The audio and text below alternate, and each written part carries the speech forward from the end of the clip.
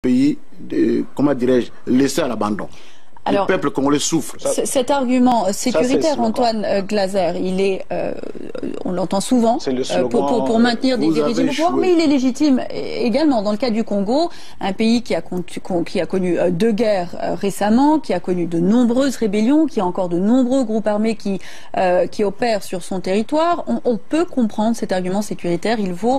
Il faut la stabilité au Congo. C'est-à-dire que, c'est vrai que c'est déjà surprenant d'entendre le représentant de Joseph Kabila dire quand il est arrivé au pouvoir, s'il parle de 2001, il a succédé à son père. Alors donc, il faut s'adresser, c'est-à-dire c'est un peu un parricide quelque part.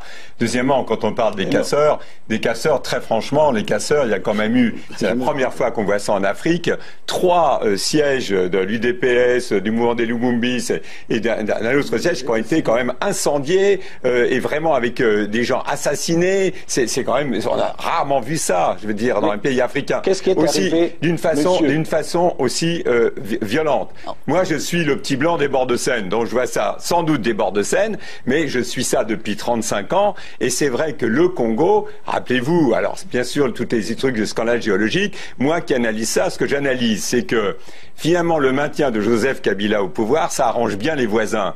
Des grands pays comme l'Angola ou le Rwanda, ils sont très contents d'avoir Joseph Kabila, parce que comme ça, chacun fait son petit business aux frontières du Congo démocratique, et finalement les choses se perpétuent de cette façon-là. Mais si on veut bien organiser les élections, justement, pour bien les faire, pour pas les bâcler, quand même, je veux dire, si il était arrivé au pouvoir, même en 2006, alors la seule chose que je reconnais qui est une réalité, c'est d'abord que Joseph Kabila, dans la ville de Kinshasa, a toujours été minoritaire et a toujours eu des problèmes dans la capitale. Et c'est vrai qu'en 2006, c'était Jean-Pierre Bemba qui était arrivé en tête. Les Quinois, Francis, n'aiment pas Joseph Kabila, historiquement, c'est prouvé. Je ne sais pas si c'est historiquement. En tout cas, c'est vrai qu'il y a une partie de la population qui a rejeté Joseph Kabila. Il faut dire qu'il est arrivé quand même au pouvoir, par des voies, je dirais, à tout le moins, disons, inhabituelles. On ne peut pas dire que ce soit une accession démocratique au pouvoir. Mais je vais juste relever 2 ou 3 choses, si vous permettez. C'est quand le monsieur qui est avec nous, monsieur du PPRD, dit qu'il faut organiser des élections dans de bonnes conditions pour éviter toute contestation. Il le dit, il le répète. J'aimerais savoir, au fond, combien de temps il faut dans un pays pour s'assurer qu'on organise de bonnes élections. Ça fait quand même 15 ans que ce régime est en place. Il faudrait peut-être encore attendre 5 ans, 10 ans dans ce cas-là. Peut-être qu'il faut complètement renoncer à l'agenda démocratique. Alors, Alidor Mulumbe. Par ailleurs, je voulais quand même souligner également que M. Joseph Kabila n'est pas candidat. Il n'est plus candidat à une élection présidentielle. Donc, il ne peut pas se représenter. Il ne peut pas se représenter. Alors, donc, peut-être que pour apaiser simplement le climat social et politique dans le pays, Joseph Kabila peut se mettre et peut se retirer du pouvoir. Annoncer qu'il soit représenté. Et mettre en place une équipe. Alors, Alidor Mulumbe, pourquoi ne pas le faire? Pourquoi Joseph Kabila n'annonce-t-il pas, ne confirme-t-il pas son départ, quand bien même ces élections seraient reportées, quand bien même il faudrait attendre? Et quand est-ce qu'on peut imaginer que ces élections pourront avoir lieu? Il y a ceux qui dialoguent aujourd'hui, l'opposition responsable qui dialogue aujourd'hui, le dernier point sur lequel ils essayent de se mettre d'accord, c'est sur le calendrier électoral. Donc, si on les laisse travailler, si on n'amène pas des pilleurs, des casseurs dans la rue, eh bien, de ce dialogue, il y aura un calendrier électoral global, très clair. C'est ça l'objectif. On a l'impression que ceux qui ne veulent pas d'élection, ceux qui préfèrent plutôt des postures, comme les dirigeants de l'UDPS, ne veulent pas, en fait, qu'on arrive à ce calendrier. Pour le reste, j'entends trop de procès d'intention contre Kabila. Mais Kabila n'a pas dit qu'il va se présenter. Vous savez, pour la France, il y a un pays voisin où un chef d'État a changé la Constitution, il a fait encore des élections et il a eu même les applaudissements de M. François Hollande. Le Congo de Kabila est dans toute la région des pays de Grands Lacs, à l'exception des pays anglophones comme la Tanzanie et la Zambie, c'est le pays le plus démocratique. Allez au Rwanda, allez en Ouganda, où est le Tshisekedi du Rwandais? Le Tshisekedi rwandais, il croupit en prison. Alors, Antoine Glaser, sur cette question du Rwanda, la Constitution a été changée et la communauté internationale l'a très largement applaudi. Absolument. Non, mais je veux dire, oui. c'est une réalité. C'est une réalité aussi au niveau du Congo-Brazzaville. Mais absolument, vous avez tout à fait raison. Mais ça, quel est le... Ok, bien sûr, je suis tout à fait d'accord. Ce sont des présidents qui ont changé leur Constitution pour se maintenir au pouvoir en disant le peuple me demande, moi je ne veux pas, etc. Bien évidemment, vous avez tout à fait raison. Ça n'empêche pas que là, oui. il y a un processus totalement nouveau en République démocratique du Congo. C'est on laisse glisser, alors qu'on ne prépare pas. Et au moment où il faut faire les élections, on dit faut faire un recensement électoral au secours. Mais il y a ce problème de l'hypocrisie de la communauté internationale. Hein. D'abord, la communauté internationale, il va falloir quand même le dire et l'affirmer une fois pour toutes, n'existe pas. Vous avez des zones d'influence. Donc habituellement, quand il s'agit par exemple des anciennes colonies françaises, tous les autres pays occidentaux demandent en France qu'est-ce que vous faites vous, qu'est-ce qu'il faut faire, et vous verrez que c'est toujours la France qui propose les résolutions. Quand il s'agit de la Belgique, quand il s'agit de la République démocratique du Congo, tout se passe à Bruxelles et dire qu'est-ce que vous faites à Bruxelles. D'ailleurs, regardez les communiqués, même nos confrères, ils disent voilà, il y a un tel a dit, ça commence la Belgique en premier, après les États-Unis, après la France. Mais franchement, encore une fois, c'est nous, on analyse sur la base de processus qu'on voit bien quand même qu'un grand pays comme la République démocratique du Congo avait tout à fait la capacité, s'ils avaient eu envie, de préparer des élections pour la fin de l'année. Il y a une chose qui n'a pas dit. Je vous ai dit, on a préparé. Puisqu'il y a une chose qu'on n'a pas dit. Attendez, juste Alexandre Kelly, je reviens tout de suite vers vous, Monsieur Mulombe. Tout d'abord. Je voulais lui rappeler qu'il y a quelques mois, Kabila a organisé les élections provinciales, coupant ainsi le Congo en 6 provinces.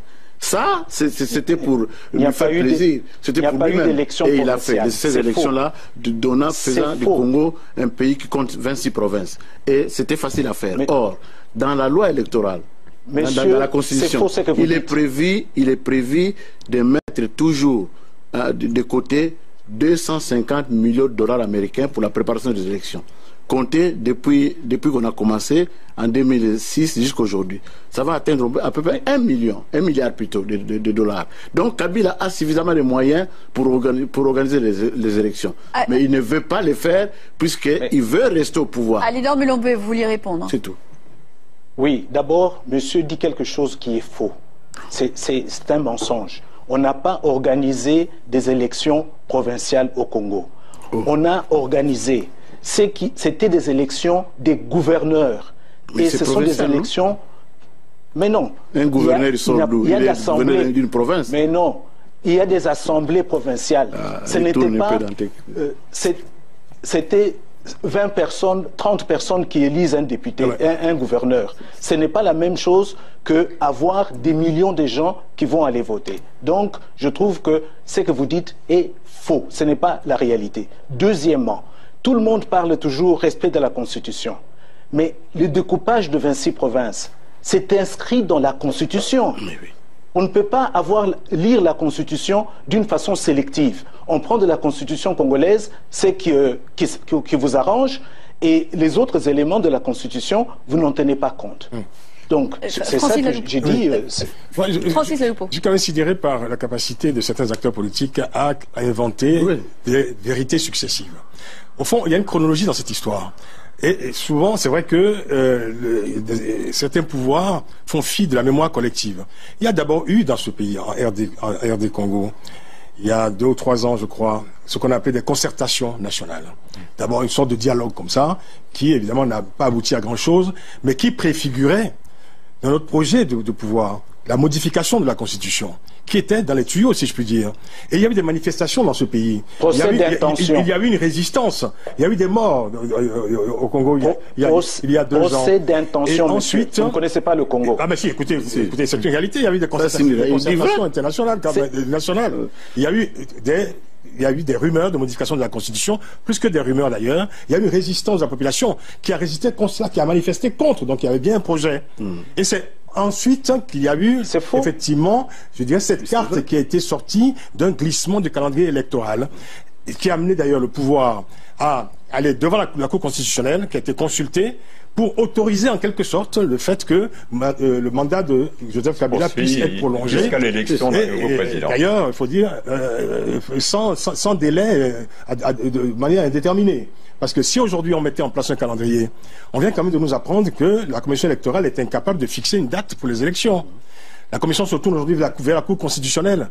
Les experts qui se penchent sur la question, sur le dossier congolais, disent tous qu'il n'est pas possible aujourd'hui, en l'état actuel de la situation du fichier électoral, par exemple, d'organiser des élections avant 2 ou 3 ans. Ce qui fait déjà pratiquement un mandat supplémentaire. On a contourné finalement toutes les difficultés pour offrir au pouvoir en place ce qu'on appelle, c'est la terreur actuellement pour les opinions africaines, un 3e mandat. Alors, est-ce que, Antoine Glaser, est-ce que ce n'est pas un problème? On a vu, je reviens tout de suite vers vous, Alidor Mulombe, juste sur ce point où en est le Congo aujourd'hui. On a vu un pays donc, qui est indépendant depuis 1960, on a vu les années Mobutu, le père Kabila, maintenant le fils Kabila, et toujours pas de transition démocratique paisible et acceptée par tout le monde. Est-ce que c'est simplement le cas que ce pays n'a pas les institutions démocratiques suffisamment fortes pour permettre une chose pareille? Est-ce que c'est la conclusion qu'il faut tirer aujourd'hui? Non, on dit toujours qu'il ne faut pas des hommes forts, mais il faut des institutions et autres. Mais ce qui est une réalité, c'est vrai que ce pays a connu un certain nombre de problèmes graves et de conflits à ses frontières, encore une fois, c'est vrai. Mais compte tenu il a des milliards de dollars d'aide internationale dans ce pays, la façon dont il a été accompagné, comme Francis Laloupo l'a rappelé, il y a à plusieurs reprises eu des concertations avec des gens qui venaient expliquer, organiser. C'est un incroyable nombre d'associations, de médiation, de toutes les organisations internationales, des ONG qui sont penchées sur le Congo démocratique. C'est absolument incroyable d'arriver à la fin de l'année en disant, les élections, non, il faut apporter. Il faut savoir aussi, c'est pas simplement l'élection présidentielle. Les députés, ils font quoi? Ils vont rester, il va falloir continuer à payer les députés encore 3 ans. Et toutes les autres institutions. Alors tout le monde, personne ne bouge. C'est pas simplement le président. Ça veut dire que c'est un pays qui va être en roue libre totalement sur le plan institutionnel. C'est pas possible. Alidor Mulombe. Mais quand le pays essaie de se donner cette chance-là, cette chance de bien organiser ses élections, c'est assez étonnant de voir que les pays occidentaux, par exemple la déclaration du président français, elle est pour moi étonnante au moment où il faut apaiser la population. Oui. Qu'est-ce qu'on fait? On met de l'huile sur le feu. On essaye d'encourager les pilleurs, les casseurs, ceux qui ont fait que l'économie de ce pays, à cause des pillages, de 91 et 93, ces pillages ont subi les conséquences jusqu'aujourd'hui. Eh bien, la communauté internationale ou même les grands donneurs de leçons, pourquoi vous n'accompagnez pas ce pays, vous n'accompagnez pas ce dialogue qui doit aboutir? On verra après s'il ne va pas aboutir. Mais le dialogue aujourd'hui dit, maintenant on travaille sur un calendrier électoral. Car on ne peut pas organiser les élections dans un pays. Les gens n'ont pas de carte d'identité. Les fiches communales de savoir qui est congolais, qui n'est pas congolais, ça n'existe pas. Le premier qui a critiqué ça, c'est M. Tshisekedi. Il y a 3 ans, M. Tshisekedi déclarait on ne peut pas faire d'élections dans un pays où il n'y a jamais eu de recensement, où on ne connaît pas qui est congolais, qui n'est pas congolais. Alors, allez retrouver les déclarations de M. Tshisekedi. C'est tous ces gens-là, c'est l'opposition en grande partie qui a bloqué chaque fois qu'on essayait d'avancer. Le feu Abbé Malumalu, qui était président de la CENI, a proposé il y a 2 ans un calendrier électoral complet. Qui ont refusé ce calendrier? Mais c'est l'opposition. Alexandre Kedi, le blocage, il est de votre côté? Non, le blocage est du côté de Kabila. Moi, je reviens encore sur M. Alidor. M. Alidor, s'il vous plaît, moi, j'ai beaucoup de respect pour vous. Mais vous m'inquiétez avec vos déclarations, puisque vous êtes comme si le Congo était un espace où les gens peuvent faire tout ce qu'ils veulent. Voilà. Et quand les gens résistent, vous êtes contre eux. Et vous savez bien que dans un État où il n'y a pas de règles, où il y a les 2 heures absolues, la résistance devient un droit. Et si le peuple congolais résiste, c'est puisqu'ils sentent que de l'autre côté, il n'y a pas de retombant. Qu'est-ce qui se passe? Il se passe que, moi je pars toujours du Genval, puisque le Genval c'est le point central. C'est comme ça que nous sommes partis. Nous avons dit, plus jamais qu'il y ait des morts comme on voit là aujourd'hui. Il y a 52 morts. On vous a dit seulement que 42, 32. Mais il y a 52 morts. Il y a 4 qui ont été tués dans la permanence de l'IDPS. Ils ont été abattus avec une lance-roquette. Les gens ont vu que la lance-roquette a détruit toute la maison et 4 personnes ont été calcinées. Le gouvernement Alidor Mulombe est accusé de répression.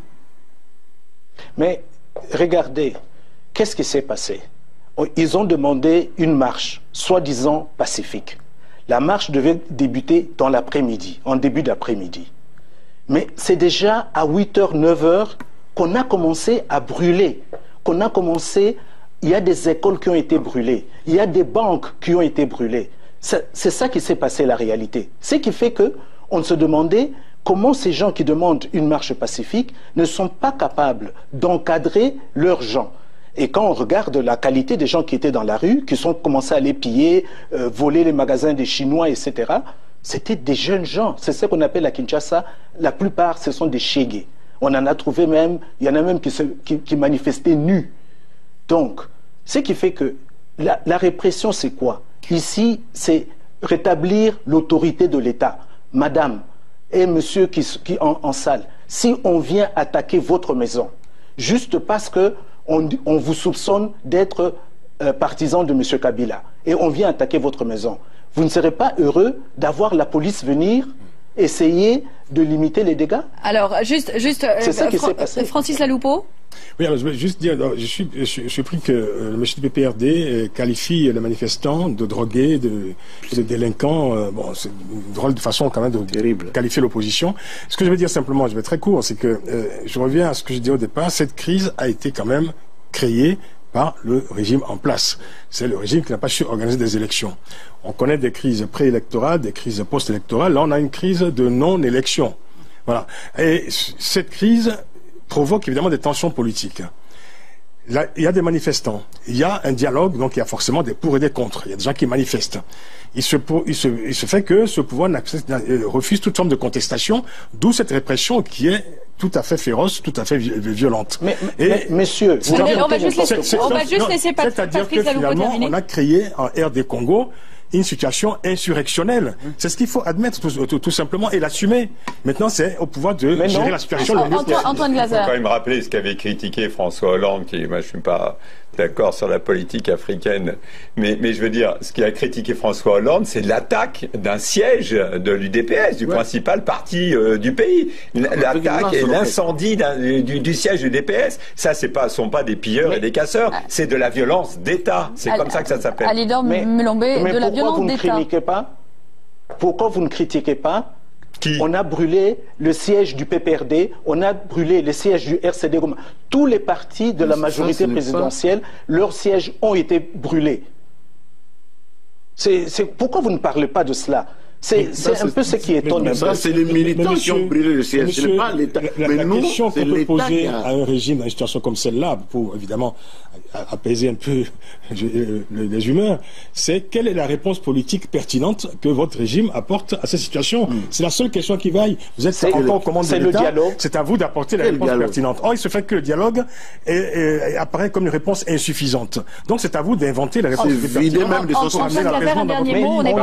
Pour un cycle de manifestation et de répression. Non, mais juste, on voyait bien que le dialogue n'est pas nouveau. Ce dialogue n'est pas né il y a simplement quelques semaines. Il y a eu des négociations qui se sont éternisées avec une vraie volonté finalement du pouvoir de pas aboutir. Et c'est vrai que au niveau de ce dialogue, c'est vrai qu'il est vraiment les opposants qui participent à ce dialogue sont extrêmement minoritaires. Alors malheureusement là-dessus on va devoir s'arrêter. Je sais qu'on Ils montrent les textes que l'IDPS a signés. Je sais qu'on pourrait continuer encore longtemps. Vous voyez se conduire là-bas à Kinshasa. On y reviendra sur cette crise politique au Congo très bientôt avec vous, messieurs, je l'espère. Merci infiniment d'avoir été nos invités ce soir. Merci à vous d'avoir suivi ce débat. On se retrouve demain soir pour un tout nouveau débat sur France 24. Bonsoir. Oui.